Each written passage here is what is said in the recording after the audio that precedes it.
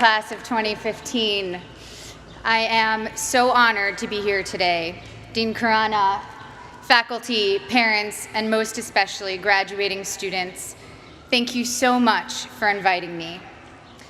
The Senior Class Committee, it's genuinely one of the most exciting things I've ever been asked to do. I have to admit, primarily because I can't deny it, as it was leaked in the WikiLeaks release of the Sony hack, that when I was invited, I replied, and I directly quote my own email, "Wow, this is so nice. I'm gonna need some funny ghostwriters. Any ideas?" This initial response, now blessedly public, was from the knowledge that at my class day, we were lucky enough to have Will Ferrell as class day speaker, and that many of us, hungover or even freshly high, mainly wanted to laugh. So I have to admit that today, even 12 years after graduation, I'm still insecure about my own worthiness.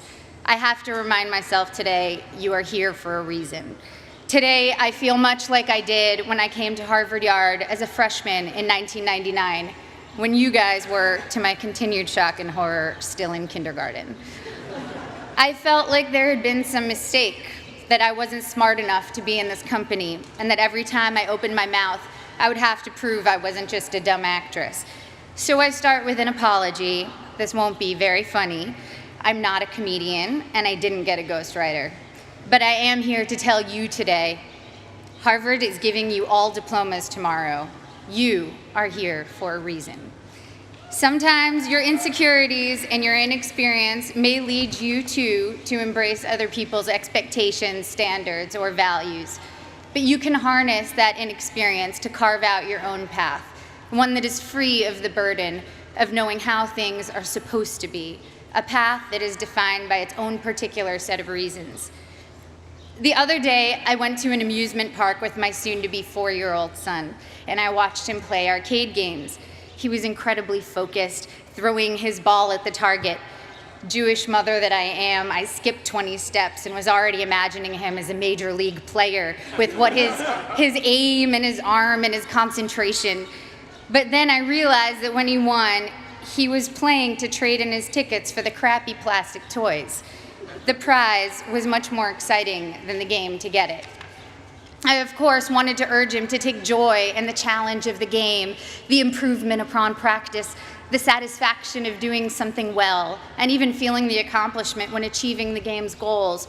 But all of these aspects were shaded by the little 10-cent plastic men with sticky, stretchy blue arms that adhere to the walls. That was the prize. In a child's nature, we see many of our own innate tendencies. I saw myself in him, and perhaps you do too. Prizes serve as false idols everywhere. Prestige, wealth, fame, power. You will be exposed to many of these, if not all. Of course, part of why I was invited to come speak today, beyond my being a proud alum, is that I've accrued some very coveted toys in my life, including a not-so-plastic, not-so-crappy one, an Oscar. So we bump up against a common trope, I think, of the commencement address, people who have achieved a lot telling you that the fruits of achievement are not always to be trusted. But I think that contradiction can be reconciled and is in fact instructive. Achievement is wonderful when you know why you're doing it, and when you don't know, it can be a terrible trap. I went to a public high school on Long Island, Syosset High School. Ooh, hello, Syosset. The girls I went to school with had Prada bags and flat-ironed hair, and they spoke with an accent I, who had moved there at age 9 from Connecticut, mimicked to fit in. Florida oranges, chocolate cherries. Since I'm ancient and the internet was just starting when I was in high school, people didn't really pay that much attention to the fact that I was an actress. I was known mainly at school for having a backpack bigger than I was and always having whiteout on my hands, as I hated seeing anything crossed out in my notebooks.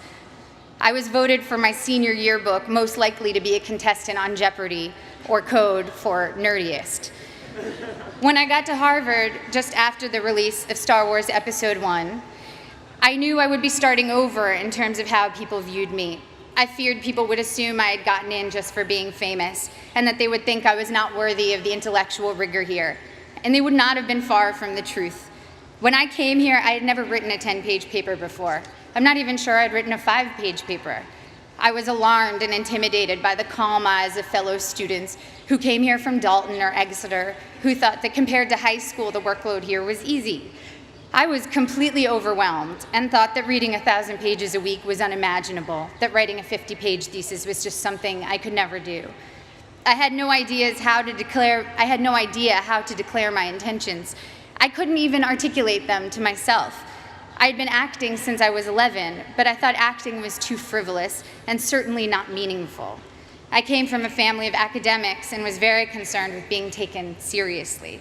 In contrast to my inability to declare myself, on my first day of orientation freshman year, 5 separate students introduced themselves to me by saying, "I'm going to be president. Remember I told you that." Their names, for the record, were Bernie Sanders, Mark Rubio, Ted Cruz, Barack Obama, and Hillary Clinton. In all seriousness, I believed every one of them. Their bearing and self-confidence alone seemed proof of their prophecy, where I couldn't shake my self-doubt. I got in only because I was famous. This was how others saw me. It was how I saw myself. Driven by these insecurities, I decided that I was going to find something to do at Harvard that was serious and meaningful, that would change the world and make it a better place.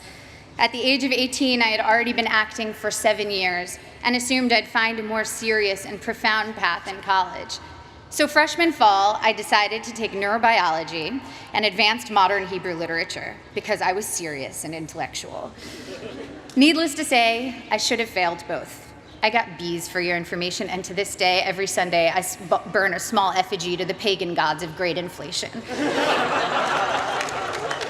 But as I was fighting my way through Aleph Bet Yehoshua in Hebrew and the different mechanisms of neural response, I saw friends around me writing papers on sailing and pop culture magazines, and professors teaching classes on fairy tales and the Matrix. I realized that seriousness for seriousness' sake was its own kind of trophy, and a dubious one, a pose I sought to counter some half-imagined argument about who I was. There was a reason I was an actor. I love what I do. And I saw from my peers and my mentors that that was not only an acceptable reason, it was the best reason. When I got to my graduation, sitting where you sit today, after 4 years of trying to get excited about something else, I admitted to myself that I couldn't wait to go back and make more films. I wanted to tell stories, to imagine the lives of others, and help others do the same.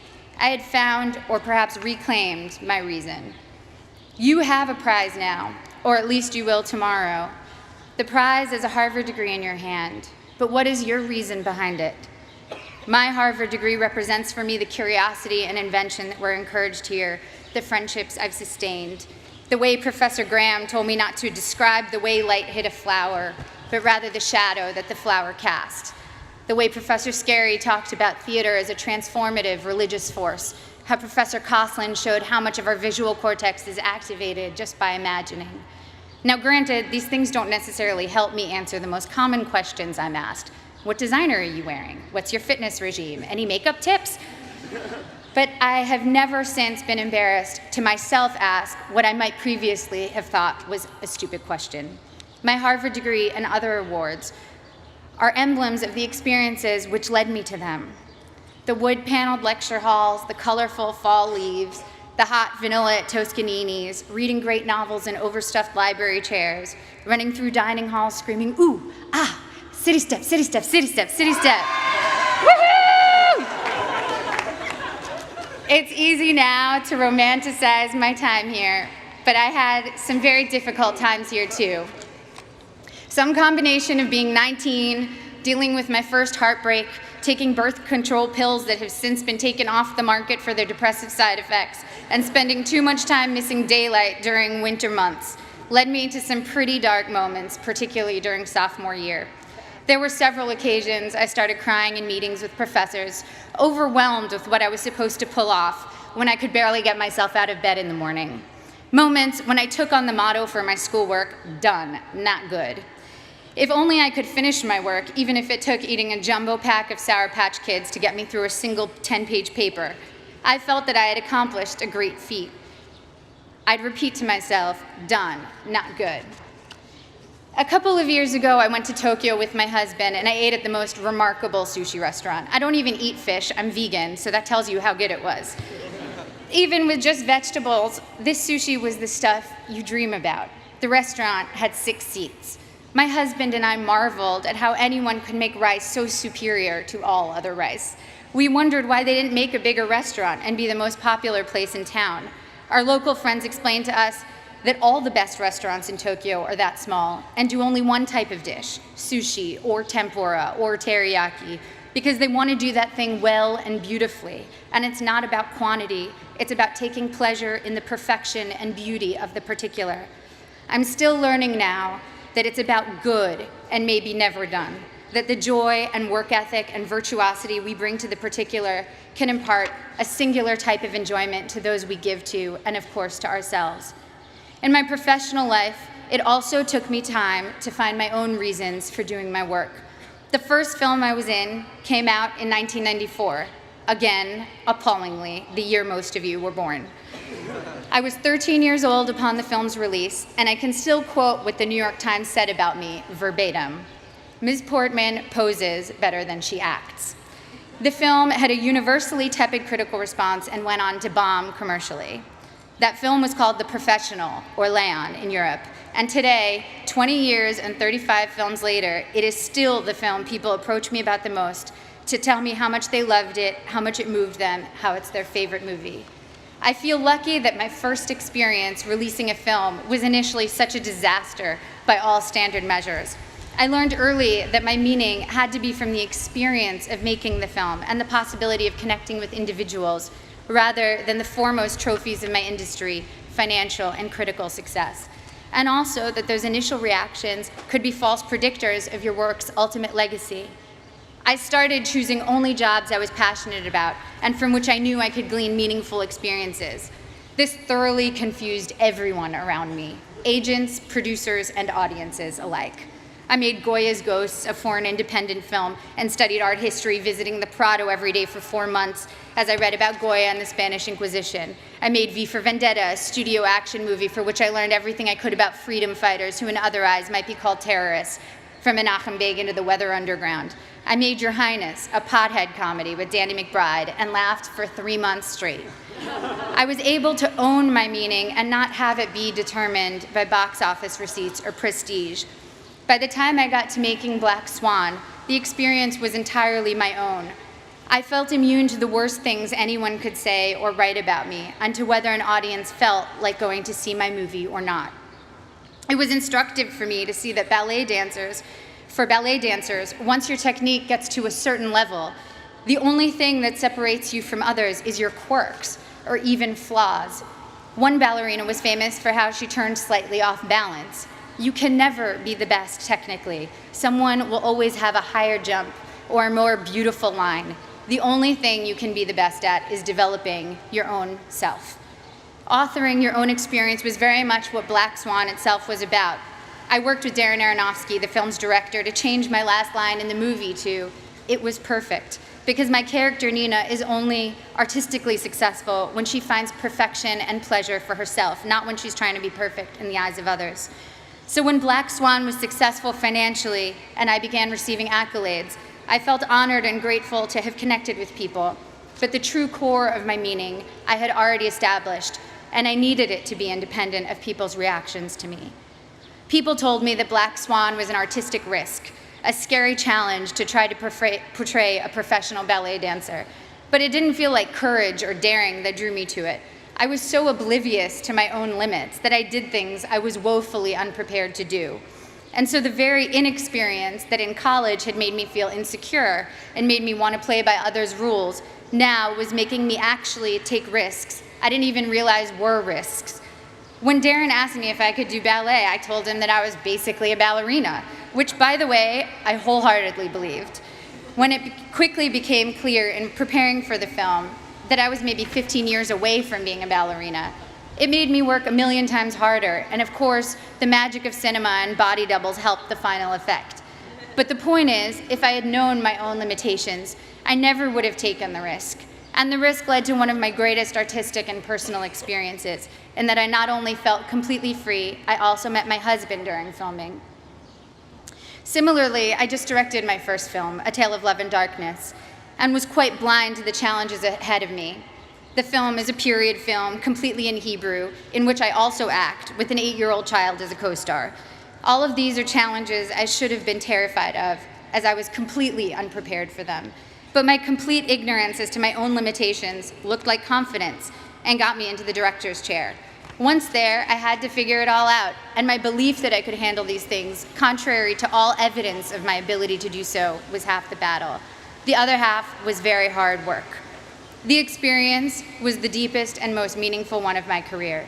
Now, clearly, I'm not urging you to go perform heart surgery without the knowledge to do so. Making movies, admittedly, has less drastic consequences than most professions and allows for a lot of effects that make up for mistakes.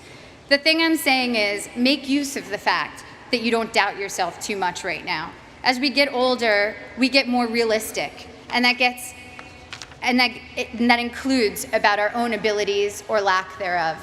And that realism does us no favors.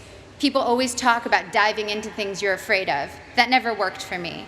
If I'm afraid, I run away, and I would probably urge my child to do the same. Fear protects us in many ways. What has served me is diving into my own obliviousness, being more confident than I should be, which everyone tends to decry in American kids, and those of us who have been grade inflated and ego inflated. Well, it can be a good thing if it makes you try things you never might have tried. Your inexperience is an asset and will allow you to think in original, unconventional ways. Accept your lack of knowledge and use it as your asset. I know a famous violinist who told me that he can't compose because he knows too many pieces, so when he starts thinking of a note, an existing piece immediately comes to mind. Just starting out, one of your biggest strengths is not knowing how things are supposed to be. You can compose freely because your mind isn't cluttered with too many pieces, and you don't take for granted the way things are. The only way you know how to do things is your own way. You here will all go on to achieve great things. There is no doubt about that. Each time you set out to do something new, your inexperience can either lead you down a path where you will conform to someone else's values, or you can forge your own path, even if you don't realize that's what you're doing. If your reasons are your own, your path, even if it's a strange and clumsy path, will be wholly yours, and you will control the rewards of what you do by making your internal life fulfilling. At the risk of sounding like a Miss America contestant, the most fulfilling things I've experienced have truly been the human interactions. Spending time with women in village banks in Mexico with Finca, a microfinance organization, meeting young women who were the first and only in their communities to attend secondary school in rural Kenya with Free the Children, a group that builds sustainable schools in developing countries, trekking with guerrilla conservationists in Rwanda. It's a cliche because it's true, that helping others ends up helping you more than anyone. Getting out of your own concerns and caring about someone else's life for a while reminds you that you are not the center of the universe, and that in the ways we are generous or not, we can change the course of someone's life. Even at work, the small feats of kindness crew members, directors, fellow actors have shown me have had the most lasting impact. And of course, first and foremost, the center of my world is the love I share with my family and friends. I wish for you that your friends will be with you through it all, as my friends from Harvard have been together since we graduated. My friends from school are still very close. We have nursed each other through heartaches and danced at each other's weddings. We've held each other at funerals and rocked each other's new babies. We've worked together on projects, helped each other get jobs, and thrown parties for when we've quit bad ones. And now our children are creating a second generation of friendship as we look at them toddling together, haggard and disheveled working parents that we are. Grab the good people around you, don't let them go. The biggest asset this school offers you is a group of peers that will be both your family and your school for life. I remember always being pissed at the spring here in Cambridge, tricking us into remembering a sunny yard full of laughing frisbee throwers after 8 months of dark, frigid library dwelling. It was like the school had managed to turn on the good weather as a last memory we should keep in mind that would make us want to come back. But as I get farther away from my years here, I know that the power of this school is much deeper than weather control. It changed the very questions I was asking. To quote one of my favorite thinkers, Abraham Joshua Heschel, To be or not to be is not the question. The vital question is how to be and how not to be. Thank you. I can't wait to see how you do all the beautiful things you will do.